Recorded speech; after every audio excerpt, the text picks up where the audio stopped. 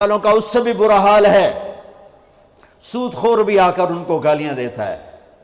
کہاں ہیں اذان دینے والے؟ یہ بھی اسی امت کو ملا ہے تحفہ، چونکہ اذان کسی امت میں نہیں اسی امت میں ہے۔ اور المؤذن لا یدود فی قبرہ، مؤذن کو قبر کا کیڑا کھا نہیں سکتا، قبر کا کیڑا مؤذن کو ہاتھ نہیں لگا سکتا۔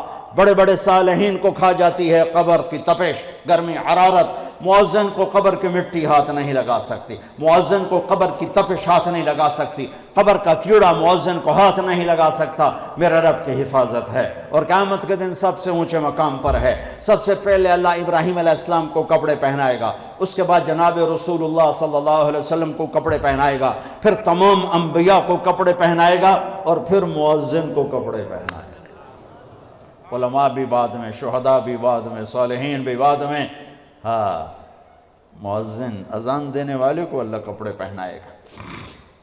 تو اعلان ہوگا، این الفقہاء، این الائمہ، این المؤذنون، کھڑے ہو، آؤ، چلو میرے عرش کے سائے کے نیچے بیٹھو۔